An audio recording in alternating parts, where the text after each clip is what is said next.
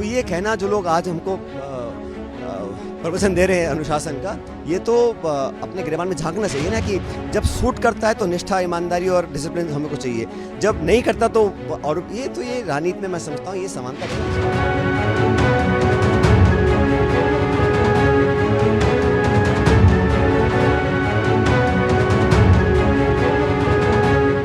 राजस्थान में 44 डिग्री से ज़्यादा का टेम्परेचर है और इससे भी कहीं गर्म सियासी तपिश। इन दिनों यहाँ सिर पर गमछा बांधे एकदम देसी स्टाइल में कांग्रेस नेता सचिन पायलट पद यात्रा कर रहे हैं। अपनी सरकार की नीतियों पर सवाल खड़ा कर रहे हैं। सीएम अशोक गहलोत के सियासी प्रभाव के बीच खुद के लिए जमीन तलाश रहे हैं। हालांकि उनका कहना है कि ये लड़ाई भ्रष्टाचार के खिलाफ है। दूसरी ओर कर्नाटक में कांग्रेस की बड़ी जीत हुई है। जीत के बाद पार्टी का कॉन्फिडेंस लेवल भी काफी हाई है। कर्नाटक चुनाव का रिजल्ट राजस्थान मॉडल का असर भी है और इस पर जनता का मुहर भी। चुनाव प्रचार के दौरान सीएम अशोक गहलोत और प्रदेश अध्यक्ष गोविंद सिंह डोटासरा 3 दिन तक कर्नाटक में रहे थे। राजस्थान की सरकार की नीतियों को लोगों तक पहुंचाने का काम किया था। समझाने की कोशिश थी कि जो काम राजस्थान में किया है वो यहाँ भी करके दिखाएंगे। नतीजा आपके सामने है। कर्नाटक में जीत के साथ कांग्रेस का मनोबल 7वें आसमान पर है और सवाल उठता है कि इस बढ़े हुए मनोबल का राजस्थान की सियासत में क्या असर होगा। राजनीतिक जानकार और कांग्रेस को करीब से जानने वाले ये मानते हैं कि कर्नाटक की जीत सचिन पायलट की मुश्किलें बढ़ाने वाली है। कर्नाटक की जीत ने तमाम संदेश दिए हैं और वहां की जीत से मिला हर संदेश एक पार्टी के तौर पर आने वाले चुनाव में कांग्रेस को मजबूत करेगा। कांग्रेस हाईकमान की मजबूत स्थिति क्षेत्रीय छत्रपों और बगावत पर आतुर नेताओं के पर को काटने वाला होगा।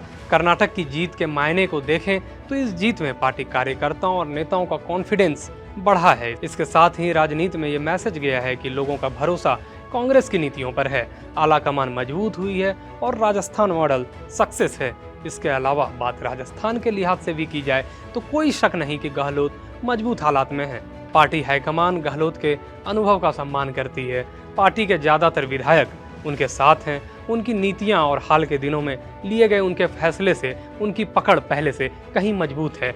चाहे बात 19 नए जिलों को बनाने की घोषणा कर 113 विधानसभा सीटों के वोटर्स को रिझाने की सीधी कोशिश हो, या 500 रुपये में LPG सिलेंडर हो, 100 यूनिट फ्री बिजली की हो, महिलाओं को रोडवेज बसों में 50% की छूट की हो, 25 लाख का हेल्थ इंश्योरेंस हो, या करीब 1 करोड़ गरीब परिवारों को मुफ्त राशन की हो।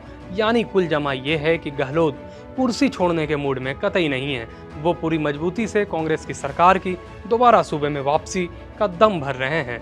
याद कीजिए हाल ही में जिस रोज सचिन पायलट अजमेर में जनसंघर्ष यात्रा निकाल रहे थे, उसी रोज राहुल गांधी उदयपुर में गहलोत की मौजूदगी में पार्टी कार्यकर्ताओं के साथ चुनावी मंथन कर रहे थे।